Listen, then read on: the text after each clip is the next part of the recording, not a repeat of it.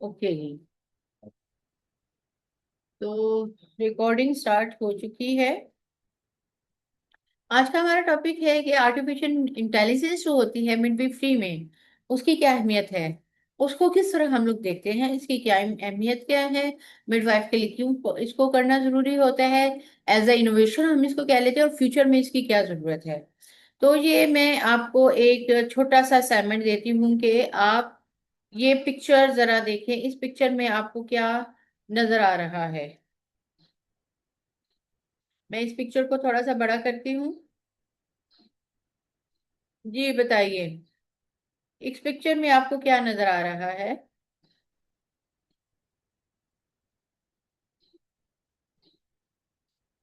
ठीक है। एक हमारे पास जो है वो प्रेग्नेंट वुमेन है, और वो प्रेग्नेंट वुमेन जो है मोबाइल खुद भी देख रही है, और उसके साथ उसे इर्द गिर्द बहुत सारी चीजें हैं।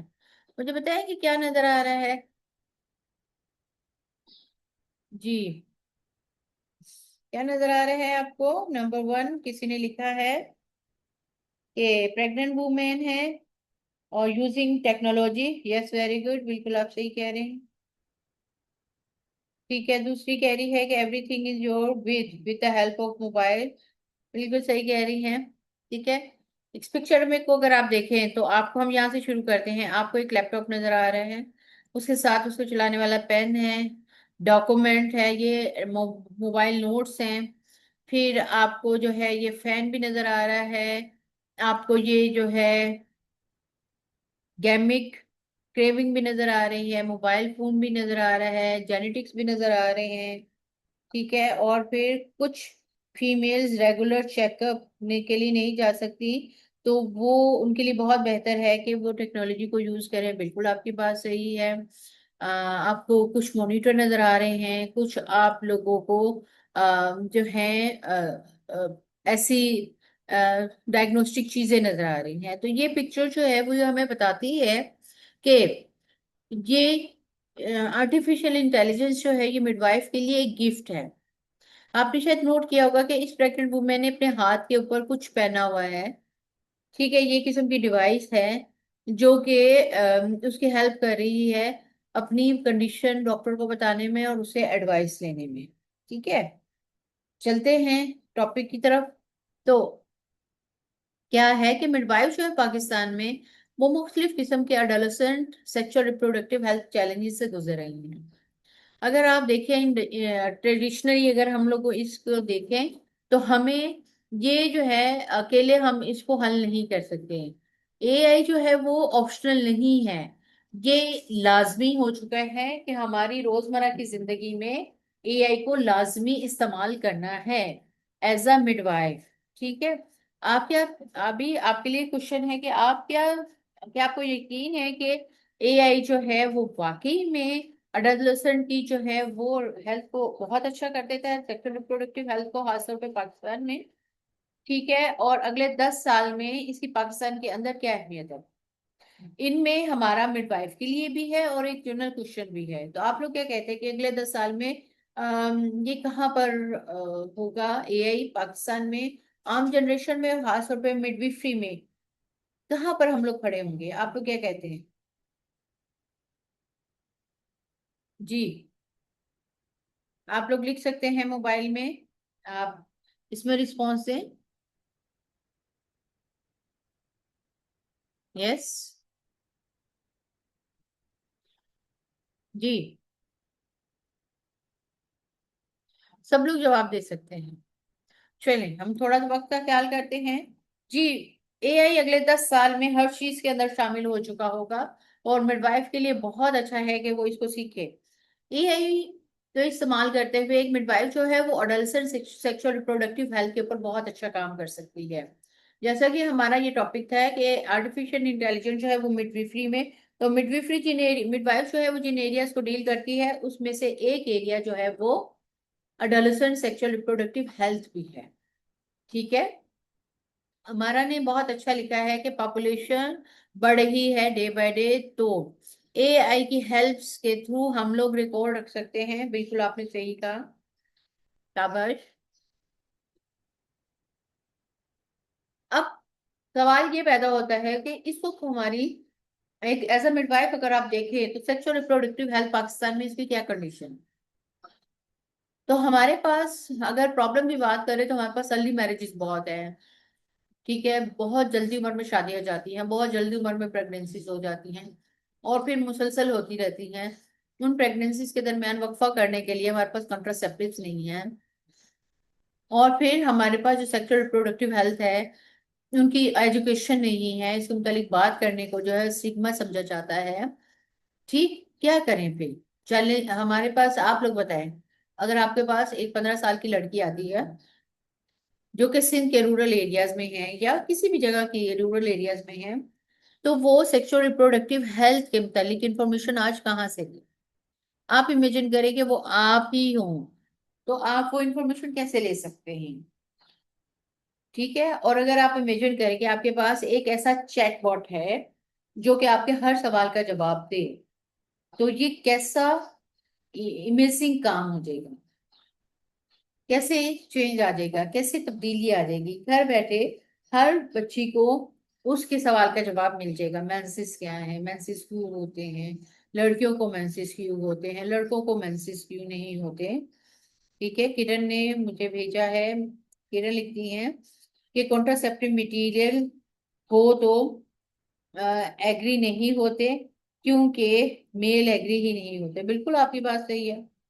मेल जो है वो कॉन्ट्रासेप्शन नहीं करवाना चाहते, लेकिन अभी जरूरत है उनको समझाने की कि वो कॉन्ट्रासेप्शन की तरफ आए, क्योंकि जो औरत बार बार माँ बनती है उसके मरने के चांसेस ज्यादा हो जाते हैं, कॉम्प्लिकेशन के चांसेस ज्यादा हो जाते हैं और बच्चे के मरने के चांसेस ज्यादा हो जाते हैं। बिल्कुल आपने सही कहा। अब एआई, हम लोग इस बात पर आते हैं। जी किरण, आपने बिल्कुल सही कहा कि काउंसलिंग के लिए हमें एआई बहुत जरूरी है। अब मेन टॉपिक आ जाता है कि आर्टिफिशियल इंटेलिजेंट मिडविफरी में कैसे इम्पोर्टेंट है। जो बच्ची अभी बीएस मिडविफरी की हैं वो, और जो कम्युनिटी मिडवाइफ की हैं, आपको मैं बता दूं कि एआई ने मिडविफरी को बहुत आसान कर दिया। अगर हम प्रैक्टिकल की बात करें तो आपकी जो क्लिनिकल डिसीजन है ना, वो एआई के थ्रू हो रहा है। मिसाल के तौर पर कैसे, आप क्या करते हैं, आपके पास मुख्तलिफ किस्म की एप्लीकेशन है। मेरे हाथ में मोबाइल है और उसमें मुख्तलिफ किस्म की एप्लीकेशन है। एज अ मिडवाइफ मैं जाके ड्यूटी कर रही हूँ, मैं जाती हूँ और मैं जाके पेशेंट का सारा डेटा डालती हूँ कि मेरे पेशेंट का नाम जो है सुमैया है और उसके हस्बैंड का नाम तारिक है। पेशेंट जो है 30 साल की है, हस्बैंड जो है 35 साल का है। इसकी चौथी प्रेगनेंसी है। पिछली दो प्रेगनेंसी में इसको अबॉर्शन हो गया था, सबसे पहले वाली प्रेगनेंसी में इसका सीजर हुआ था। ठीक है, और उसका जो HB है वो 8 है, और उसका ब्लड प्रेशर जो है वो 140/90 है। जैसे ही मैं ये डालूंगी वो एआई मुझे फौरन ही बता देगी कि ये जो है भाई आपकी हाई रिस्क पेशेंट है, और किसी किसी डॉक्टर के पास जाने की जरूरत नहीं है। आपको फौरी तौर पर वहां भी जवाब मिल जाएगा। जब आप डोर स्टेप पे इस तरह का देख लेती हैं केस, तो फिर आप डॉक्टर को फौरी तौर पे भिजवा देती हो। जब इस तरह के मोबाइल एप्लीकेशन के जरिए आप अपनी हामला औरतों के डिसीजन जल्दी से अपने घर बैठे प्राइमरी लेवल पर कर लेंगे, तो डॉक्टर्स के पास सिर्फ उन उन हामला औरतों को भेजेंगी जिनको फौरी तौर पर डॉक्टर केयर की जरूरत है। तो इस तरह जो है वो कम्युनिटी में भी आपका काम कम हो जाएगा, डॉक्टर्स का काम कम हो जाएगा, आपका काम ज्यादा अच्छा हो जाएगा। और जो हम लोग एक बात करते हैं कि जो है सबको बराबरी की बुनियाद पर सब सहूलतें मिलनी चाहिए, उस लिहाज से फिर हर औरत को एक मिडवाइफ की अच्छी केयर मिल जाएगी। तो डॉक्टर और मिडवाइफ मिलकर यूनिवर्सल हेल्थ कवरेज के जरिए कम्युनिटी में, बीएचयू में, टर्शियरी केयर हॉस्पिटल में मिलकर फिर अच्छा काम कर सकते हैं, क्योंकि कम्युनिटी लेवल पर ये एआई की मदद से एक मिडवाइफ जो है वो क्लिनिकल डिसीजन ऐप लेके और अपनी जो क्लिनिकल प्रैक्टिस है उसके जरिए जो हाई रिस्क केसेस हैं डॉक्टर की तरफ रेफर करती चली जाएगी, जबकि नॉर्मल कोशिश केसेस खुद करती चली जाएगी। वो प्री क्लैम्पशिया को रेफर कर सकती है, गेस्टेशनल डायबिटीज वाले को रेफर कर सकती है, पोस्टमार्टम हेमरेज वाले को रेफर कर सकती है। तो सबसे पहला इस्तेमाल कि एआई की मदद से आप क्लिनिकल डिसीजन कर सकते हैं। आपके पास कौन कौन सी एप्लीकेशन है, बहुत सारी है। हर ऑर्गेनाइजेशन जो है वो एक एप्लीकेशन इस्तेमाल करी। जैसे मैंने उम्मीद से एक एप्लीकेशन इस्तेमाल किया और उसकी मदद से हम अपनी मिडवाइफ से दूर दराज इलाकों से सारे पेशेंट्स का डेटा मंगवाते थे और डॉक्टर के साथ कनेक्ट करवाते थे। इस तरह बहुत कम पैसों में ही पेशेंट जो है वो बहुत अच्छी जो है वो डॉक्टर की एडवाइस भी ले लेता था, टाइमली उसे हम लोग आइडेंटिफाई भी कर लेते थे और उसको रेफर भी करते थे। ठीक है। Number 2, monitoring tool. जहां भी एआई से बनी हुई डिवाइसेस इस्तेमाल होंगी तो मरीज हामला और जच्चा औरतों के लिए बहुत आसानी हो जाएगी। मिसाल के तौर पर अब हम लोग फीटल हार्ट चेक करने के लिए क्या करते हैं, डिवाइस इस्तेमाल करते हैं, उसको सिर्फ माँ के पेट के ऊपर लगा देते हैं। कुछ मूवेबल भी हैं और कुछ जो है वो एक ही जगह पे रखी जा सकती हैं। तो जो मूवेबल है वो पेशेंट अपने पेट पे, हामला औरत अपने पेट पे लगा लेती है, घूमती फिरती है, बाजार जाती है, शादियों में जाती है, हर जगह जाती है। लेकिन उसकी जो फीटल हार्ट रेट है ना वो कंटिन्यू रिकॉर्ड होता रहता है। जब वो डॉक्टर के पास आती है तो डॉक्टर उसके पिछले 24 घंटे, 72 घंटे, 48 घंटे, एक हफ्ते का जो फीटल हार्ट रेट है वो सामने उसके आ जाता है। पता चल जाता है कि कौन सी चीज नॉर्मल है, कौन सी चीज नॉर्मल। इसी तरह ब्लड प्रेशर नॉर्मल चेक करने के लिए और कॉन्ट्रेक्शन चेक करने के लिए हम बहुत सारे आले इस्तेमाल करते हैं। तो हामला औरतों को चेक करने के लिए बहुत सारे मॉनिटरिंग टूल आ गए हैं, मैं भी आप लोगों को आगे दिखाती हूँ। इसी तरह अगर हम नेक्स्ट देखें तो हमारे पास आ जाता है एडमिनिस्ट्रेटिव पॉइंट ऑफ व्यू से। तमाम मिडवाइफ जो मुख्तलिफ क्लिनिक्स में काम करती हैं, चाहे हॉस्पिटल्स में काम करती हैं, चाहे टर्शरी केयर में, उनके लिए बहुत अच्छी चीजें आ चुकी हैं डॉक्यूमेंटेशन के लिए। जैसे मिसाल के तौर पर बहुत सारे मिडवाइफ जो इस वक्त कम्युनिटी में भी डायरेक्ट एप्लीकेशन, उनके हाथ में मोबाइल होता है, उनके हाथ में जो होती है वो टैबलेट होती है, वो पेशेंट का सारा डेटा जो उसमें डालते चले जाते हैं। उधर से वो पेशेंट का सारा डेटा जो, चाहे फैमिली प्लानिंग इस्तेमाल कर रहा हो, चाहे वो हामला औरत हो, चाहे वो जच्चा औरत हो, जो भी हो, उसका डेटा जैसे डालती है तो वो रियल टाइम डेटा जो है हेड ऑफिस में मौजूद यहाँ डैशबोर्ड पे पहुंचता चला जाता है और लम्हे लम्हे उनकी जो अपडेट्स है वो पहुंचती चली जाती है। इस तरह उनका वर्कलोड भी कम हो जाता है, उनकी डॉक्यूमेंटेशन भी कंप्लीट हो जाती है और डायरेक्ट डेटा जो है वो हेड ऑफिस में पहुंच जाता है। तो अब आप सोचो पाकिस्तान के सारे इलाकों से डेटा जब इस तरीके से पहुंचेगा तो फौरी तौर पर कितने अच्छे तरीके से मॉनिटरिंग भी हो सकेगी और एक मिडवाइफ जो है वो अपना काम भी एडमिनिस्ट्रेटिव पॉइंट ऑफ व्यू से बहुत जल्दी और बहुत अच्छा कर देगी। ठीक है। और उसका बर्न आउट जो है वो भी कम हो जाएगा, क्योंकि जैसे पेशेंट को देखिए वो चेक करके डेटा डालती चली जाती है, बाद में वो डेटा भी चला गया, उसका काम भी खत्म हो गया, वो रिलैक्स हो गया और टाइम से अपने घर पे जा सकेगी। ठीक है। देन और अच्छा उसमें कास्ट भी नहीं लगती। आप एक दफा वो मोबाइल ऐप खरीदते हैं या जो है वो चैटबॉट खरीदते हैं या वो जो भी आपकी जो टैबलेट होती है उसको खरीदते हैं और डेटा डालते चले जाते हैं, तो कास्ट भी कम लगी, टाइम भी कम लगा, बर्डन भी कम हो गया, नई टेक्नोलॉजी भी सीख ली, जमाने के साथ साथ आगे मिडवाइफ बढ़ती चली जाएगी। इसी तरह एजुकेशन और ट्रेनिंग में यहाँ पे तो सबसे ज्यादा एआई इस्तेमाल हुआ है। किस तरीके से एआई इस्तेमाल हुआ है, जैसे अभी मैं आप लोगों की जो ट्रेनिंग करवा रही हूँ एआई की मदद से करवा रही हूँ ना।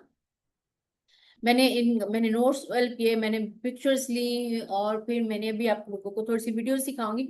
ये सब चीजें जो मैंने ली ये किस लिए ली, ताकि मैं आपको बता सकूं कि आप कितने अच्छे तरीके से जो है वो सीख सकते हैं।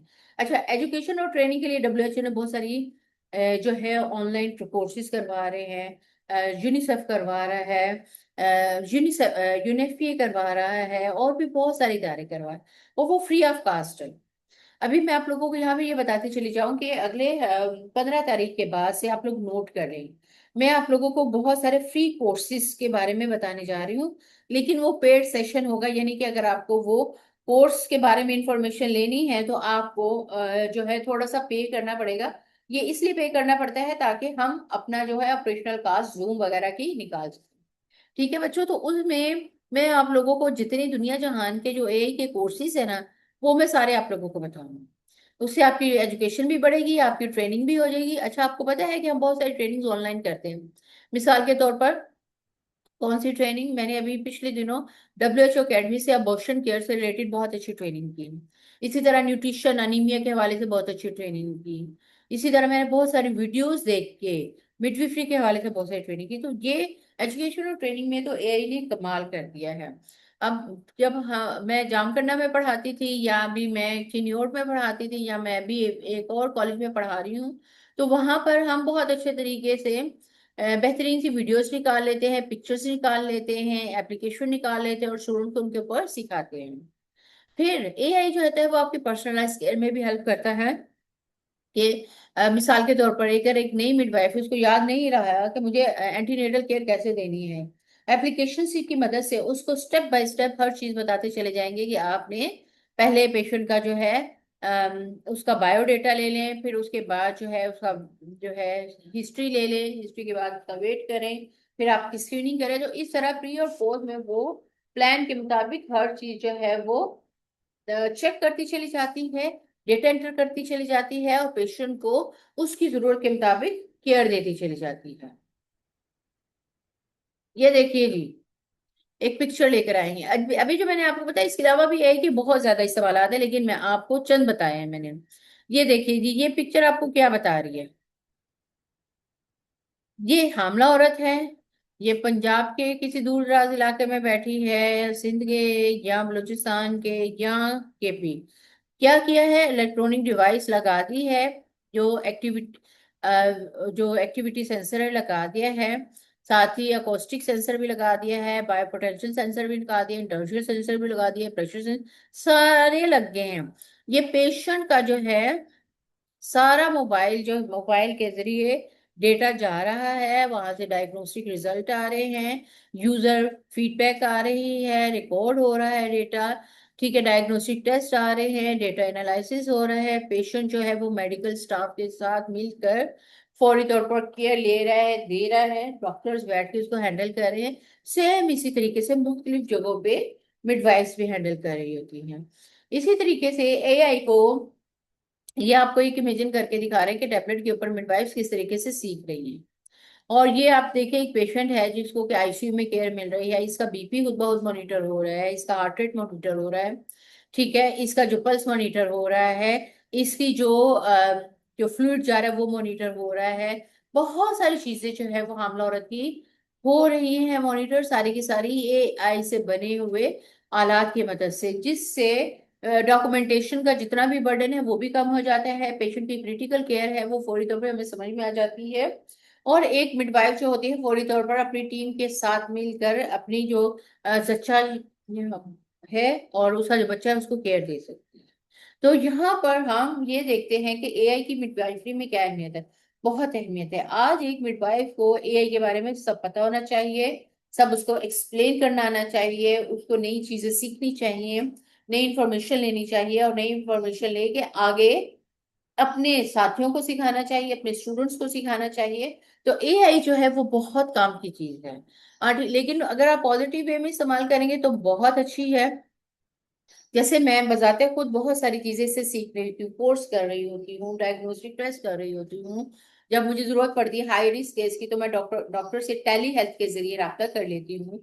पेशेंट को डायरेक्ट पेशेंट को जो है कैमरे के जरिए दिखा देती हूँ। तो एक डॉक्टर जो चाइना में बैठा हुआ है, पाकिस्तान के इस्लामाबाद में बैठा हुआ है, कराची या पिशावर में बैठा हुआ है, उसको सिंध के किसी भी दूर दराज इलाके से डायरेक्ट कैमरे के जरिए दिखा देते हैं और उसको देख के फौरन उसकी मेडिसिन लिख के दे देते हैं, हम उस मेडिसिन को दे देते हैं और पेशेंट जो है वो प्रॉब्लम से बच जाते हैं। ठीक है, इसी तरह इफेक्टिवली रेफर भी हो जाता है, इसी तरह इफेक्टिवली डायग्नोज भी हो जाता है। तो एआई जो है वो मिडविफरी में बहुत इंपॉर्टेंट है। इसके साथ साथ हमारे पास कुछ बैरियर्स भी हैं, जिसमें इंफ्रास्ट्रक्चर का बैरियर है, खास तौर पे बात का हमारे पास इंटरनेट नहीं होता, बात का हमारे पास इलेक्ट्रिसिटी नहीं होती, बात का हमारे पास मोबाइल खरीदने के पैसे नहीं होते, बात का हमारे पास जो है वो इस तरह का एनवायरनमेंट नहीं होता सेफ कि हम जिस तरह अभी बैठ के ये सेशंस कर रहे हैं, इन सेशंस को जो है वो हम लोग आगे कर सके। ठीक है, इसी तरीके से हमारे पास कल्चरल रेजिस्टेंस भी बहुत सारी आती है। बहुत सारे इलाकों में मोबाइल जो है वो अलाउ नहीं है, मोबाइल अलाउ नहीं है तो ये टेक्नोलॉजी भी उनको अलाउ नहीं है। ठीक है, इसलिए और बहुत सारी जगहों पे जो है वो ट्रस्ट इशू भी आ जाता है। बहरहाल एज अ मिडवाइफ हमें इन तमाम इश्यूज को हल करते हुए आगे जाना है। और बात जगहों पे जो है डेटा प्राइवेसी का भी इशू आता है। अब डेटा प्राइवेसी का इशू क्यों आता है? क्योंकि बहुत सारे जगहों पे अगर प्रॉपरली इसको हैंडल ना किया जाए तो पेशेंट का डेटा भी लीक हो सकता है, वो और पेशेंट जो है वो प्रॉब्लम का शिकार भी हो सकता है।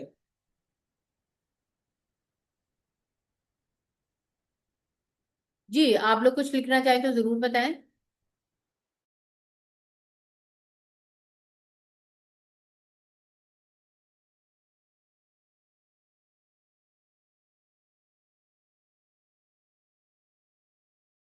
आप लोगों के जब आवाज आ रहे हैं, शाबाश लिखें। और आप कह रहे हैं जी, ये जो आप लोगों ने, किरण ने और से पहले जो जवाब दिए वो भी इसी जमरे में आते हैं। तो क्या आपके ख्याल में इसके अलावा कोई और बैरियर हो सकता है? तो वो आप लोग मुझे बताएं, लिखे। या कोई और बेनिफिट है एआई का तो वो भी लिखे। वेरी गुड, बताएं।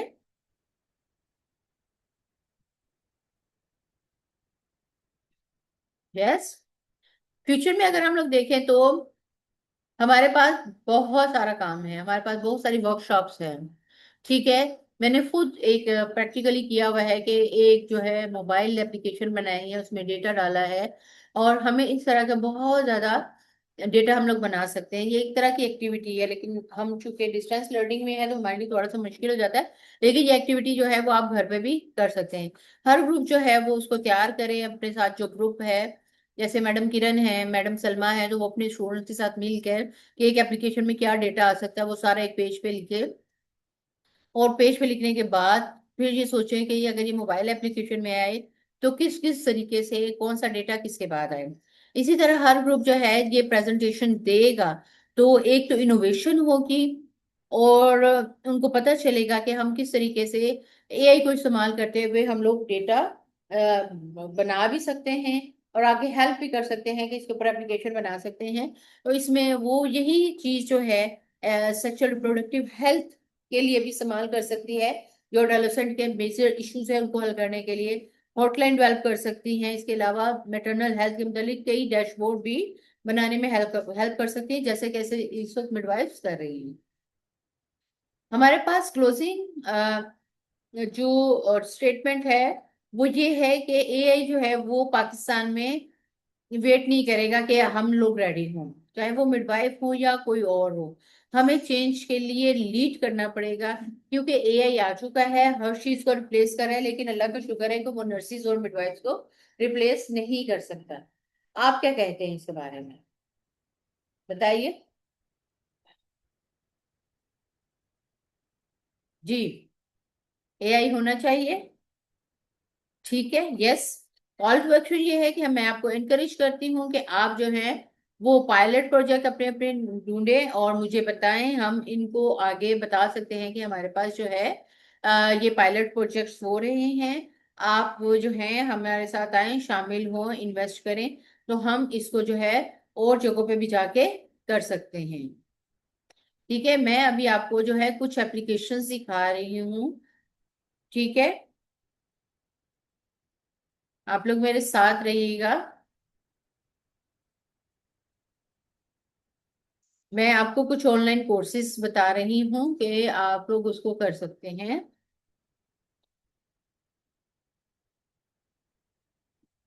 अपनी मेल में एक्चुअली मैं आपको लेके जा रही हूँ, जिसमें मैंने बहुत सारे ऑनलाइन कोर्सेज जो हैं वो रखे हुए हैं।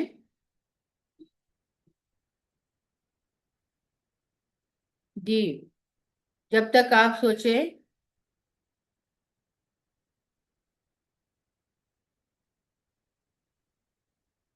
रेडी हैं? चलें जी।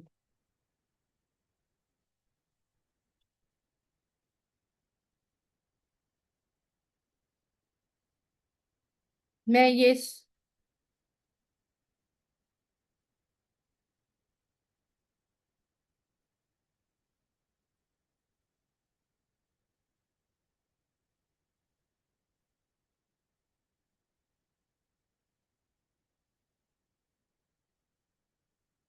मैं आपको लेके जा रही हूँ जी,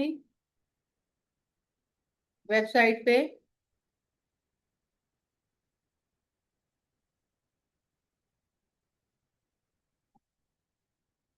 तो यहाँ पे थोड़ा सा टेक्निकल इशू है जी। किरण का है, मैंने यूज नहीं किया इसका। अच्छा चले। अच्छा, आप लोग में से मुझे ये बताएं कि आप में से कितने लोगों ने ये एआई इस्तेमाल किया हुआ है? चले, शाबाश बताएं।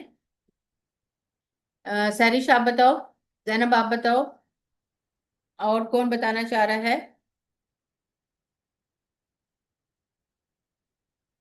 जी,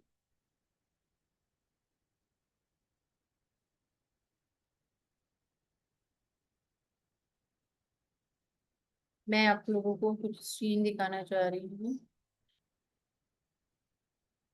यहाँ पर थोड़ा सा इसका इशू आ रहा है। ओके।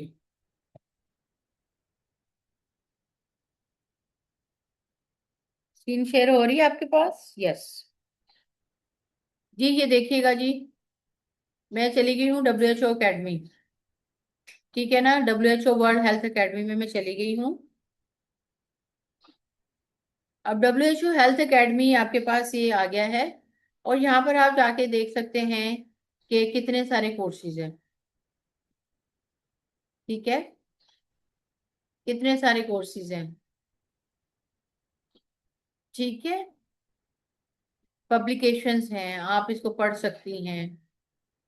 ठीक है, आप लोग जो हैं वो लर्निंग कर सकते हैं इसके हवाले से। तो हमने क्या करना है, हमने एज अ मिडवाइफ आगे जाना है। हमने जो है एज अ लर्नर आगे जाना है, हमने एज अ फीमेल आगे जाना है। हमने एज अ एम्पावर्ड मिडवाइफ आगे जाना है, जो कि अडोलेसेंट की सेक्सुअल रिप्रोडक्टिव हेल्थ की चीजों को न सिर्फ एक्सप्लेन कर सके, बल्कि उनको आगे रास्ता भी दिखा सके, जैसा कि इस वक्त हम लोग एक दूसरे को रास्ता दिखा रहे हैं। जी, आप लोग बताएं कितने लोग मेरी बात से एग्री करते हैं। आप लोग जो माइक ओपन कर सके जवाब दे सकते हैं वो दे, और जो जवाब देना चाहें ऑडियो में वो भी जवाब दे, जो लिख के जवाब देना चाहें। किरण, आपके स्टूडेंट्स का कोई सवाल है तो आप लोग जरूर पूछें प्लीज। जी,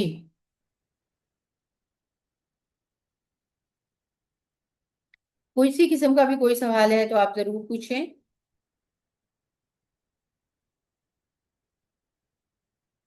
अच्छा जी, हमारा ने कहा है कि अगर हमें मिडविफरी के अलावा भी देखें तो normally heart rate, respiration rate और throughout the day record सकते हैं। बिल्कुल आपकी बात सही है, स्मार्ट वॉचेस के जरिए, बिल्कुल सही कह रहे हैं। अच्छा, किरण कहती जी मैम मैं एग्री करती हूँ, एज अ लर्नर आगे हमें इसकी जरूरत पड़ सकती है और हमें आगे जाना चाहिए। जैसे अभी हम लोग देख रहे हैं कि हमारे पास जो है, अच्छा जी, किरण कहती है कोई क्वेश्चन नहीं है। बस मैं आप लोगों को ये बताना चाहती हूँ कि आजकल मिडवाइफ्स को सिखाना बहुत आसान है। मिसाल के तौर पर अगर मैंने लेबर केयर गाइड देखनी है तो मैं चली जाऊंगी वीडियो में, वहां पे मैं सीख लूंगी। अगर मैंने जो है नॉर्मली न्यू बोर्न असेसमेंट कैसे करना है, या हामला औरत का असेसमेंट कैसे करना है, या फीटल हार्ट रेट कैसे चेक करना है, या पीपीएच को कैसे कंट्रोल करना है, या जो साइकोलॉजिकल कंडीशंस हैं जैसे ब्लू पोस्ट नेटल साइकोसिस हो जाता है, पोस्ट नेटल डिप्रेशन में जाती है, ये सारी मालूमात मुझे बहुत अच्छे तरीके से नेट से मिल जाएंगी। बहुत सारे एप्लीकेशंस हैं जिसके जरिए मैं डेटा ले सकती हूँ। जैसे मैंने आपको बताया WHO अकेडमी, इसी तरह से जो है फैमिली प्लानिंग की बहुत सारी आती हैं, इसी तरह कम्युनिकेशन की बहुत सारी आती हैं, इसी तरह बहुत सारी जो है न्यू बोर्न के हवाले से आती हैं, मेडिसिन के हवाले से आती हैं। तो हमें ये सब चीजें आर्टिफिशियल इंटेलिजेंस से मिलके बनी है।